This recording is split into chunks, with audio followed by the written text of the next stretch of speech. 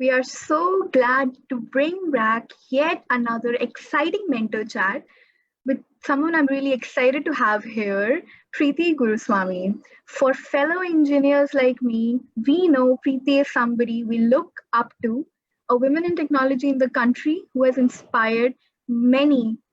But before we dive into, I want each and everyone who has not had the opportunity to know Preethi. Preethi, allow me to introduce you to everyone. So, Preeti is an engineering leader at Intuit and has over 20 years of experience in the software business, having also worked at Informatica, Oracle, and CGI. An experienced leader, Preeti leads new development and growing established products. Preeti's career includes enterprise, cloud solutions, real time streaming, database design, big data problems, all the big names there. She's passionate about customer benefits, great design, and business results. Preeti also enjoys mentoring and growing ambitious female leaders built built across various tech communities like Hexagon UX, co-founder of the user experience, and multiple Lean In communities. Currently, she's the founder and regional leader of Lean In Women in Tech India, one of the fastest growing women in tech networks in the country, which has more than 2,000 women members. The group's success led Preeti to receive the 2018 Lean and People First Award. As part of Lean and Women in Tech India, she helped develop the first Teen in Circle, a network that teaches teenagers in India about the importance of education. She's one of the three women from India to be nominated by Booking.com in April 2020 as a role model amongst 44 countries. She loves traveling the world, and of course, she loves photography. Thank you so much, Preeti, for being here today with us and taking out time, especially on a weekday. Really appreciate it. It's my pleasure, and thanks, Rashmi, to have me here.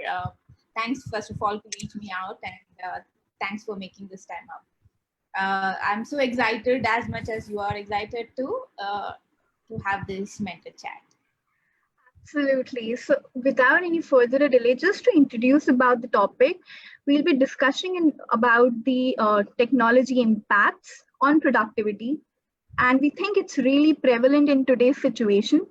When we speak about technology, we are talking of technology from a social context point of view, how our community members can benefit and leverage technology to grow more network, to get more out of the situation, and more importantly, stay positive and productive. So just to blend it into the conversation, Preeti, I just want to start asking by, there are a lot of myths around technology and productivity. Some tend to be very positive, some tend to be a little controversial, but we want to understand from you in overall, how do you think, technology, what kind of impact technology directly has, and what are some myths about it that we can bust with regard to productivity? Yeah, I definitely love to dive into the topic when we say technology is boon or a bane. It's so true. I think I just go back to the years when I was like you, and at that point of time, mobile was very luxury item to have it. Not everybody did have it, but that was the thing, and I'm used to the time where we had trunk calls that I used to wait for my neighbors to come in, and now we are live connected. The Zoom connection that we are doing in, given the situation, I never imagined that we'll be doing a webinar like this, right? So technology itself has a lot of benefits. Being a technology from heart, I think it's people like me and many more women and men like me who are developing this for their living, and also bringing in a way which we can help the economy grow, right? I mean, technology is definitely a boon because it is the one which is it's an integral part of everyday life, right? It has made our life easy. It has changed our way of thinking, right? Development and innovation are very important in today's modern society. However, it has two sides of the coins, right? I mean, how are we going to make use of this technology? to make sure that we are productive as well, right? Technologies makes us lazy, right? We all know it, and I think that is also one of the goal of the technology, to make life simpler for people. While we know, I think what is very important, and I actually always go back to emotional intelligence here, is about one of the dimension of emotional quotient or intelligence is awareness, and very importantly, the fact of social awareness and self-awareness. I think these are the two dimensions when we want to touch on productivity, right? And if we are aware about our what's happening around the technology and how we can make use of it in a right way, then the technology is definitely a goal. But a lot of us are, and a lot of people misuse this in various ways, right? People waste a lot of time over the internet to see, especially on social media, hey, what someone is saying, how many likes did I get to a post, right? That actually makes you feel excited about, and it does give you uh, you know uh, where that plays doesn't play well, right? It definitely doesn't work in the right direction, and most of the time you spend scrolling enough to do. But to make yourself productivity, you will have to put a time that you need to put it on your calendar. That you today's social media, sometimes it becomes necessity to be on social media, right? Put a time for it. Don't spend too much of it, right? That's one part of the social media part of it. But there are other parts of technology that comes into our play, right? Alexa, Google Assistant, right? uh, I mean, it and like Google Maps, right? There were times, I think it's part of my introduction, you spoke about traveling, and when we began traveling, at point in times I used to have maps. So even when in US, when I was traveling from one place to another, used to have maps and rely on signboards. Today, the moment we don't have internet working, we feel collapsed because we don't know where to go. The Google just works for us, right? So it has its own benefit, making our lives easier as such. But if it plays its downside, as I said, one, and another one is also being on social media for a long time, it also increases your stress level, social stress level increases, right? One of the things today's tech, or most of the technology companies are also looking at, how can they actually benefit back to the ecology, right? The technology as such has not been playing a good role on the ecological factor. I think that is somewhere the technologies today need to look at it, on how can we work on making ecologically improvement, right? There are a lot of other problems like hacking and things like how things like dependent on these technologies. I think you need to get over that. And one of the ways that I do specifically is twice in a month, I on a Sunday, I basically don't use my mobile technology, or my email or my laptop, right? And even Kindle for that matter, I do pick up my books and read. I love Kindles, I love Audibles. It where and these days in the COVID situation, Audible is the best thing when I'm rooming and sweeping and stuff. But I do stop that, right, and spend that family time that is required with my family as such, in making real conversation. I love how you put that out. We definitely need a technology detox because there's this glut of, resources, apps, websites, content to read. So I really love how you say that you give a special time and dedicate, time off technology. So I think that sets the context for what we want our, community members to take away from here. As in, how can one draw that fine line between, using and leveraging the complete benefits of social media and the other technological tools that we're using without letting it impact? How do we draw that line? So probably drawing from your own personal experiences, one of the examples you just talked about. So more on the context of workplace, how do you draw that line, and what are some practices that you have that help you ensure that you are just getting the benefits and avoiding the negative aspects on the social front? Yeah, I think it's in today's technology, it's very important that you need to be connected, right? I mean, that's the way we are moving in the world, right? And as I said, you will being busy is very easy, right? You can just definitely get busy very easily, right? And being busy doesn't mean that you are being productive, right?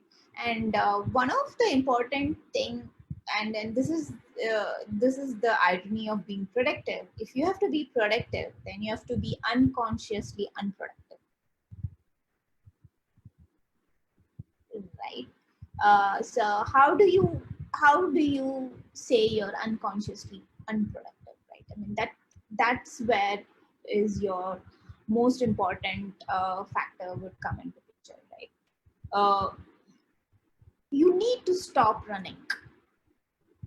You need to stop. I think that's where you would be able to stop a lot of stuff that is happening. The way I work with technology, and technology, you can use different technologies that works for you the best, and sometimes you don't need technologies. Like, think one of the things that I keep hearing people, and I don't use it, frankly speaking, is the technology apps, right? Oh, I have these to-do list, and and I'll start using it, but I make it very simple for myself into dividing my work into in the quadrants of being urgent. Urgent will never always get done, so I don't worry about it. And what are the important things? So every week when I start my week, I say, hey, these are the important things that I have, and I'm going to pick only 2 important things that I'm going to work on, right? It could be your managing your finances is the most important thing. I know in the start of the month is that becomes the critical part of it, right? And you need to manage your finance all through your weeks, but you know what is important, right? Second one is important is on your health, right? So every day I make sure that I take a break for 1 hour and spend that time on investing on my health. And if I and I ask my spouse basically to hold me accountable if I'm not doing my 1 hour part of it, right? So use your friends, use your sisters, use your siblings where you want to invest in the thing instead of using technology, right? It's another way that you can connect with the real people, right? So that's something that you could do as well if you don't want to use technologies as such. I think dividing your time becomes very, very important. And, as I say, slow down. Slow down is very important. Pick when you get busy and when you start becoming not busy, what happens is it ticks on you, right?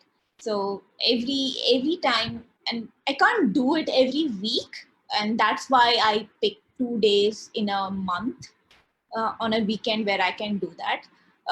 Every week it actually becomes difficult for me to do with a lot of other reasons that I have, right? But I still do 2 days in a month, to stay away from the technology that we have. And I chart my calendar every week, be it work or personal. I make sure that I chart the calendar and say, hey, this is what I'm going to. But I also leave space for something that's unknown. That's actually like the practical tips. When you were saying it, I was trying to chalk things in my head. Do I do that unconsciously? Yeah, even for this conversation that we are having, I think Rashmit, you and me had like we were working through on a date, and and definitely it looked like, okay, she does have a fixed date. Can I work it out on another date? But unfortunately, right? So that's the time that I give for myself and my community. So I use that time for that. That's amazing. Really appreciate that. And I'm going to take this away and I'm going to reiterate what you said. The starting point is to realize what are some unconscious, unproductive times that we have. That is something that our community members can take from here as a starting point. Um, Diving into a specific segment which the community deals with, women, particularly for women in these situations, this pandemic situation we are in. Do you see technology as a great enabler? I have some follow-up questions from the community audience as well. But let's just set the tone and talk about in general how technology enables women, particularly in these times. So the technology as such doesn't differentiate men or women, right? I mean, which is very true. I think it is, and we also know that the percentage of women in technology space is much lesser. That's a different debate that and which is a very conscious debate that all of us have to have, and that's why I have Lean in Women in Tech India that I'm leading to for that part of it. But coming to technology as such, uh, but for people who want to go to work, I think this is the point of time you want to build your skills, Yeah. right? Build your connect, Mm-hmm. build your network. There is every time when we see when there is a situation hard, we always go on the negative side of it. Why don't we take it the positive side of it? Make your time for yourself, right? Invest for you to be a better person tomorrow. You need to invest in yourself today to build your skills.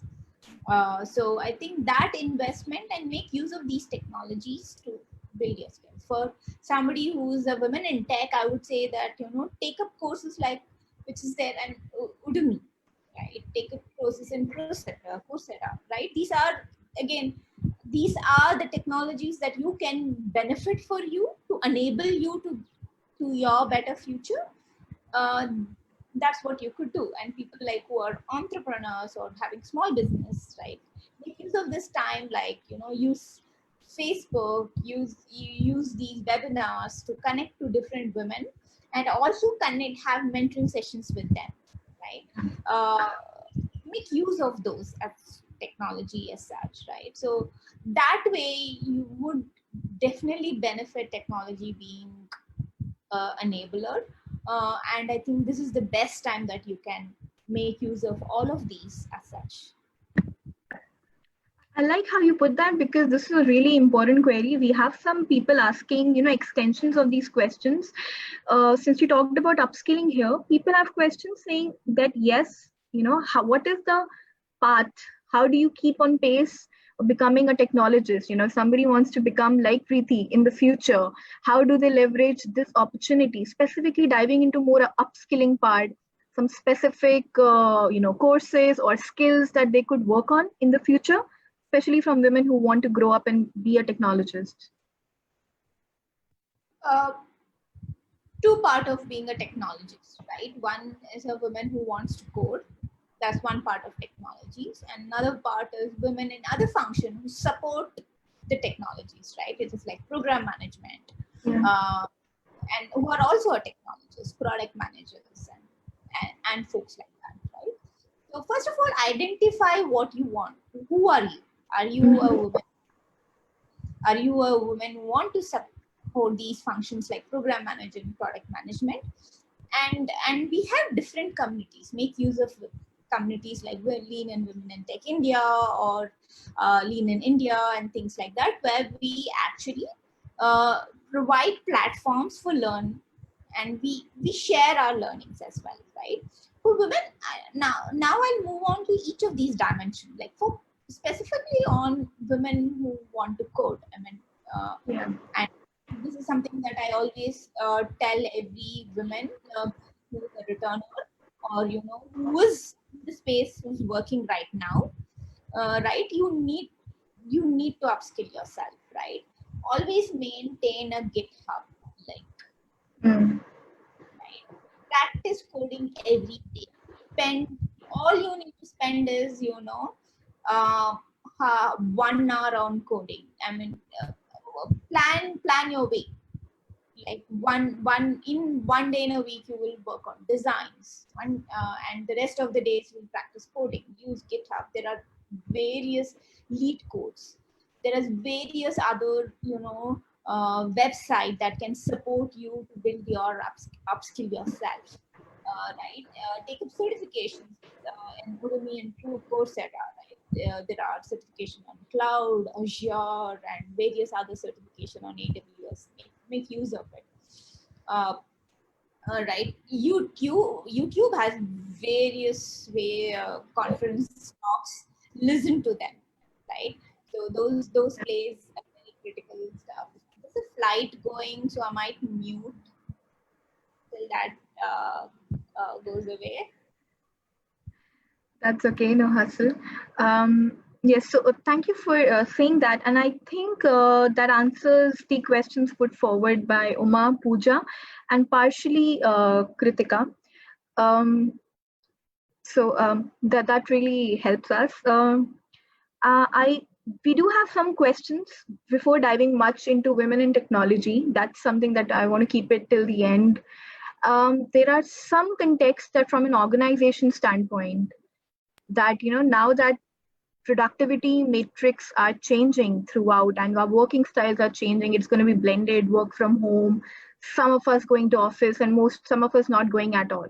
So how do you think performance management will be modified to keep it aligned to these current technological dependencies that we have generated? Now it's like more meetings which we thought could not be done on Zoom are now predominantly being done on Zoom. So with these changing matrix, how do you think as an organization, the performance management matrix will change? How do you see that happening in the future? So actually, I mean, I've been in the system for almost 20 years, right? And every year, trust me, I think every organization always learns in making the, I mean, every organization learn to be a better performance manager or have a better performance management in their system. And it's a constant learning that every organization sincerely invest in it, right? Be it Google, Facebook, Intuit, anybody for that matter, right? And they are very conscious about, and all these companies are the companies where it is a great place to work. And especially like in places like Intuit, which is like very much focused on how an employee, how much focus has to be there on the employee, right? There's a conscious effort that every organization makes, and that will always be there, right? But I think from an individual point of view, and here is what I would say is, don't look at, hey, what is the performance management, right? How will, but first invest on how would you build your talent, right? Whatever be your performance management, doesn't matter. But at the end of the year, you any person is looked at the talent and how they have outperformed for that year, right? Focus on that. I think even in Bhagavad Gita, I'm going back to that we all hear, like, don't worry about the fruit, but do your karma, right?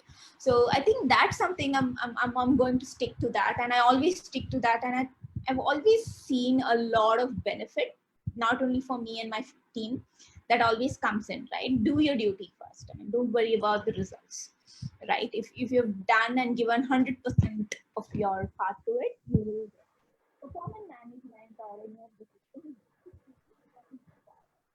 and see that as a tool, right? Don't worry about it. But at very constant time, invest in yourself, building your skill, right? Whether you're present in an organization or where you're moving up the ladder in your organization, what helps you to move up is how much of investment you're doing to upskill yourself. I like how you put it, and how you connect to the basics. That's going to be my highlight from this particular mentor chat. I love how you put that. Just an extension to this particular context we just set in. Marwa asks about a lot of organizations are planning to embed behavioral analytics products to gauge the employee mood, monitor productivity, given the rise of remote work that we just mentioned about. What are your thoughts? Do you think this particular technology would help, or will it just make things much more complex for the employees? I think we are always measured, and especially being the technologists that we are, for us, productivity metrics always matters, and I think we are always measured on the metrics that is there. Uh, and it is as a leader, what becomes important is how do you associate with your team, right? And I think that becomes very important. These tools actually help the organization to actually understand what it is. It has it We have to wait for the time and see whether it would get complex, uh, and or it will be something that would be as simple as it is. But I think what I would say is you need to let the organization, because organization knows best that's working for them, and that's why they're all like successful, right? I mean, I would put in there. I think where I would ask every individual to focus is on how you can move up and invest both on your most importantly, it's the EQ that you need to focus on, right? Have those dimensions that you have, and I'm sure as you grow you would learn on it. I like where you say the fact that, pretty much with everything aligned in our life, it's wait and watch. We can only see, wait and watch and learn from our mistakes and constantly evolve in the process. So yes, that's that. And that brings me to a peculiar question. Perfect, but we are somebody who are work in progress. You see, couldn't have been said better than that, definitely. And so while we are at it, there are some specific issues Maybelline wants to, talk about. She asks, how do we enable more people to understand the value of privacy and security, as many more people collect online these days than public, of course? Yeah, I think uh, constant awareness that we need to bring. I think women who are on the security side can bring in those conversation on telling, hey, what is important, and what is required. And as I said, though I'm a technologist, I'm not a very much an app user, because I'm the security being there, being a technologist, I know like a lot of it on the other side as well. So I think that consciously aware about and reading the document and the security privacy of any tool that is there actually will bring in you that visibility as such. And don't just use everything and everything. I mean, if you are having a mobile, if you don't have a Facebook account, it's perfectly fine not to have a Facebook account. Yeah, I think, yeah, that makes more sense that way. If you don't have an account, just cut it down at the source. Cut your worries down at the source. Yeah, you don't have to worry about it, right? So I think that is a very thing. And it's very important, especially to bring about the security and awareness is a huge topic by itself. Where we say, hey, why is it important, right? Be it your financial part of it, or be it your privacy part of it. Because you need to have that check, and for a lot of people that is okay, by the way. Yeah. I'm perfectly fine. I think it's okay. If it is okay for them, it is okay for them. But at the same time, you need to respect the other's privacy. That is very important. Definitely, respecting other person's privacy is like an important issue we need to be mindful of. So let this part of the webinar be like a reminder to everyone. Moving on, we have another question from the audience, which says, this is peculiar to the team. There is more demand for automation. She says she enables the team, but not everyone embraces the need to learn the skill. How do we encourage others to try automating the repetitive functions? She has found that giving them specific use cases makes it a little more interesting for them to code. So she works in a consulting firm, which is still largely men dominated, and she still doesn't see many women being brave, and they don't, pursue automated related skills. What are your thoughts on that? I think there were many parts to these questions, which I thought maybe Rashmit, you might want to break that up further, break that questions, and then we can probably take it up. Yes, definitely. I think first thing is, how do we encourage everyone in general to start automating specific repetitive functions? That's the core part of the question. And then secondly, we can transition more into women in technology being very limited in number, and how do we encourage them to be brave in general? Yeah, I think the first part of is the automation part. I think reputation doesn't hurt. So make sure and this is what my CEOs, my ex CEO used to say, that reputation doesn't hurt, and I'm a huge fan of him as well, Brad. So make sure that you basically uh, repeat your team why it is important, right? And have a team meeting. Show the productivity gains of when you automate things. What does it mean, right? And how it automation brings into a benefit. It's a huge productivity gain for any team that is there, right? And as a leader, you might want to track what are the patterns that is seen, and sometimes you might want to enable your team to think through and give them that ideas as well. Okay, and at the same time, make sure you delegate it such that and make it part of your goal, make it part of your yearly goal, so that that becomes important for you. Yeah, Most I think important, part of your goal. So once it becomes part of your goal, it becomes part of your team's goal. that makes definitely that stands out. We need to start emphasizing on proceeding things that way. Um, Moving on to the second part, wherein how to encourage women. So, Preeti, wherever you go, women in technology, diversity questions follow you. So we have a multiple follow-up questions on that. I think right now in this segment we can take two, three, questions around it. Starting with the one that this was asked: how do you encourage women to be more brave to take up and pursue automated platforms and upskill themselves that way? How do you encourage them particularly?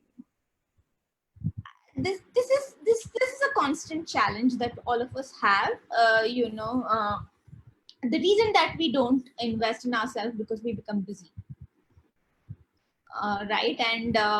Uh, and why don't so this is where you will have to use technology to be more productive, right?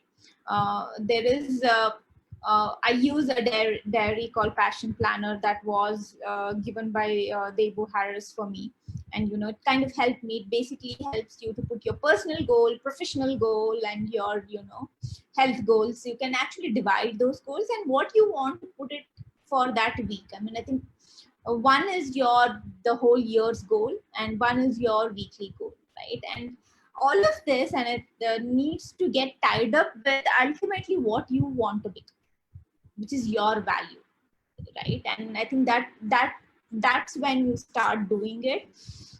You start investing in yourself, and and for women it becomes even more trickier and challenging, because they just don't just do the work that is it's just not the work that they work, but they also manage their homes, right? They have the children to manage, and that's why it becomes more and even more important to actually segment your time, right? Make sure that every uh, have a goal, right? Have a goal that every week you will learn something, or you will read one tech article which is about the technology that you've never used, right? Or you will write a blog. If you have to write a blog, make sure that you write every day 5 sentences,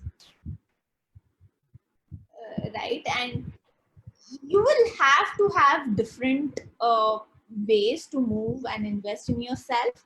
And most importantly is connect to larger forums and learn from them. I think we do connect everywhere. I think the connection for the women largely I've seen has increased.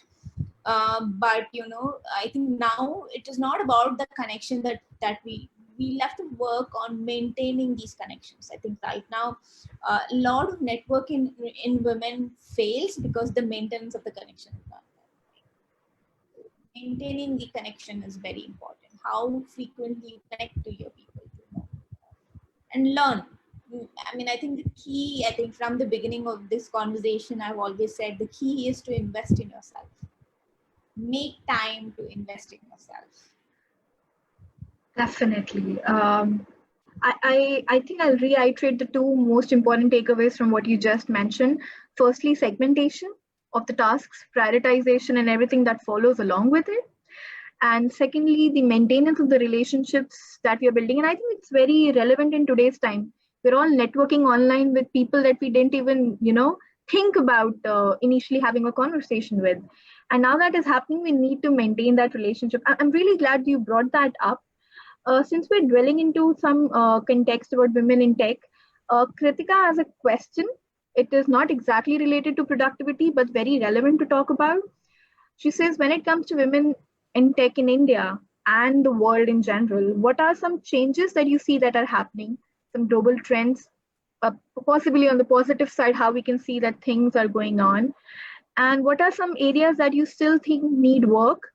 And basically, where are women, winning when it comes to trends in technology now? Said, I think the problem that we are all talking about, women being less everywhere, I think globally and India also, it fairly largely remains the same. This problem is not unique for a country, okay, or unique for a region. I used to think at the very beginning, before I knew Lean In as such, because it was unique for the country, and I was lucky enough that I had leaders who were across uh, in US, and I had some role models they are always admired when I was young, and I do have a lot of role models that I continue to admire right now as well. But largely, I think for women to meet that gap for women in tech, it's just not women who needs to invest. It's also important men who need to invest as well. The organization need to invest in it, right? Organization need to work on creating men as an ally and to actually increase this gap. Even today, men shy away with the conversation of women in tech, right? It's just not men. I see women also shying away with that conversation, right? I think while I know every organization today are looking at increasing the diversity numbers, I think everybody are focused on numbers. I think we should stop focusing on numbers and see how we can, bring in the allyship to bring in the women in tech much larger scope. At the end of it, we all have to be know that we are in an ecosystem and it requires equal opportunity for both men and women. Yeah. With that respect, I think men being at the higher end, they need to be an ally for women to actually vote that ship, right? Otherwise, this gap will take, like the women in workplace report by Lean In, that it will still take 100 years to meet that gap. Yes, yes. We are definitely a long way from, you said 100 years, we are like a long way.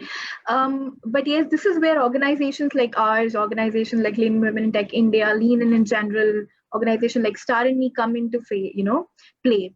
So we have a question where they're trying to ask, what are some key initiatives that you have done, led, or supported to particularly promote the diversity in the tech field? And I think nobody could answer this better than you. And people want to just use that opportunity. Yeah, I think thanks for that question. If you look at the way Lean In Women in Tech India is placed today, we have three main initiatives that we have focused on. One is the WinTech series, which we are right now modify. We're looking at renaming or redefining WinTech series. This was the WinTech series where we used to collaborate with the organization and technology company to have a technology talk and a soft skills talk, and this was very event based. So this was very specifically event based, so that we get more. And one of the reason why we very specifically collaborated with organizations, so that we bring in our women to meet the women in the organization and build that network, right? And Yeah. that was the process behind WinTech series that we had. And also the second thing, and I think this the other two factors is about which another initiative that we have is we were one of the first people who had a publication, and we were one of the beginners to have a publication in India to allow the women to write the blogs. And we had we do have a pool of editors who actually work with us very closely to actually review the blogs from the women. And that is basically the witty blogs, we call it as. And this witty blog it is all about and it's very specific to women. We do encourage men to write blogs, but it has to be on leadership from the men, not on the technologies. Then this is something that when I was reading blogs, or when I was writing blogs, you see less women writing blogs. To empower them is where I thought, hey, what is the hesitation? And then when I spoke to my friends and my community, it is like, I'm okay, but I don't know if it goes in public, how does it mean, right? So our platform gives that, the moment the blogs are put into our platform, we take sure, we give that social uh, media platform so that the blogs can trend higher. And at the same time, we encourage women, because we have a pool of editors who edit your blog. So you don't have to worry, oh, my English is not good. Oh, I don't write well. Write 5 lines. That's most important, that runs on your mind, right? So we empower women there. And the third most initiative is branding. Now, this is called as a YouTube series that we have for branding women, who women tell their stories and actually tell how do they empower other women. And this very exclusively, when this a lot of organizations want to brand us with the YouTube, and we say no, because our focus is only to brand the women, not the organization. So that's where we have a YouTube video series that we have. And recently we have started the webinar series, which is called as Lean in Life Hacks. Right, where you could join us to say what are your life hacks that you want to learn from each other. It's mostly a group of small, we keep it very small. Most of my webinars run for more than 54 and all of that, where it's learning and session. This is most likely a group discussion, so we keep it. Yeah. I love that, particularly where you initiative wherein you mentioned about the YouTube series where you're focusing on the women, not just the organization. I love that. I think that is true empowerment in the most subtle way possible. I really love that point. And yeah, you're right. We cannot emphasize more on the power of personal branding at the moment, and how we have technological tools available. In fact, even the Star and Me platform that we have available, it connects women like us, and it connects them to the community members, and it helps us a place for us to network in a focused manner, and also developing your own personal brand in a very innovative way. So that's that. We have two questions that I want to combine towards the end of this conversation. I want to combine them two together. I wanted to understand some particular productivity tools that you use and have helped you. Any that you want to suggest to your community members. And also we have an audience question asking about what are your hobbies besides the work that you do. I just want to just combine the two and see if you could answer them for us. Yes. When it comes to productivity tool, I think, as I said, I make sure every week I put the calendar in. I don't use, I try not to make it complicate for myself. So I just basically, I make a list of to-dos that I have, right? And I categorize them as an urgent, important, and not important quadrants. So when I start my week, I basically pick up what are the two important tasks that I need to do address. And I think it could be, paying your bills, or it could be anything else that's like, that cleaning that is required, or it could be, I wanted to read this book that is there from very long time, right? Anything, or I want to do a cooking class, or whatever that is, right? But it is important for me because it makes me happy, right? So I put in the important. Urgent things will happen, right? let's say you're sick, you need to visit a doctor, you will visit. And for women, I think it's very important you do track your uh, check-ins with your doctors, right? Have a regular check-in. That is there. And that's an important factor as well, right? So I do have that as part, as every 6 months I do have that checks that I required to do. And most of us as women, we hesitate to talk about it, but it's very important that we pay attention to our health. So as I said, I use, if you look at the if people who have not read 7 Habits of Effective People, that's Stephen Covey's. I use that tool to actually, and it's a simple Excel tool that we have, and that today I've moved that into Google Sheet, and I use that to actually plan my week. And I think I have a framework, and we recently did a goal setting framework, and I think it's a very beautiful framework. Every goal of yours should be tied up to your value that you want to live up to, right?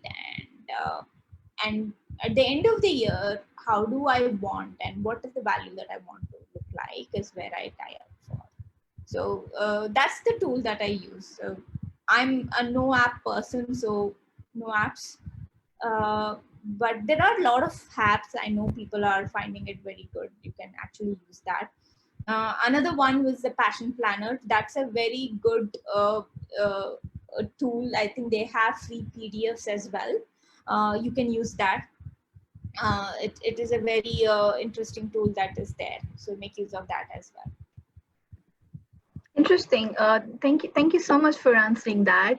Um, Finally, I just want to ask, just to end on a very light note, who are the women in technology or women in general that you look up to? Some badass, feminists in your field, beyond your field, women you look up to. I just want to end the conversation giving role models to our community. I'll bring up, I think, of course, I'll bring up 3 women that I would say who are the role models. One is, of course, is Sheryl Sandberg, no doubt. Nothing that I'm, uh, and also, and another person is, she was my ex-VP. She was at Oracle, and I always admired her, and I still want to be the way she is today. Her name is Vinuta Punikar, and she was a great mentor. I had so much to learn from her, and I continue to learn from her. Right, and the reason why she's a real role model whom I used to see every day, right? So that is where I connect to, and of course Melinda Gates. I love how you said, and I love that you brought in women who encouraged you in your own career as well. With your second, role model. I really appreciate that, because generally when women are talking about role models, they talk about the women that they don't meet generally in their own social and professional networks. I'm really glad you bring that out, because we are here for each other, and that's why we have created this ecosystem of supporting each other consciously, unconsciously, and sometimes through initiatives like this. So I really appreciate you giving such candid answers, Preethi. It's always, I think with you, the conversations are always a blend of taking learnings and, having some stability. And I want to bring this point wherein you talked about connecting your goals to your values. I think that's the bottom line of anything that we have to choose to do. So I really appreciate you sharing those tips with us. Thank you so much for your time. This has been really exciting, and of course, we want to have many such more conversations with you. It was a pleasure talking to you, Rashmit, and definitely love to have more conversation with you. And in case if you have more questions to ask, feel free to ask me, and let Rashmit know, and I'll definitely happy to answer all of them.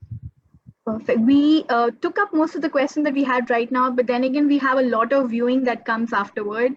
This is live and recorded and posted on the Start Me Facebook group. If you have more questions, Preethi, it would be great if you can just cater to them on offline basis whenever you have time. That would be great. Thank you so much. So thank you so much for your time, and thank you so much everyone for asking such inquisitive questions. We didn't even realize we've been asking so many questions, and when we diverged into diversity in women in tech, like I said, that question follows wherever you go, Preeti. So thank you so much for your time, and thank you so much everyone for joining us. We'll come back again with next mentor chat for you. Thank you. Take care. Thank you. Bye-bye. Bye bye.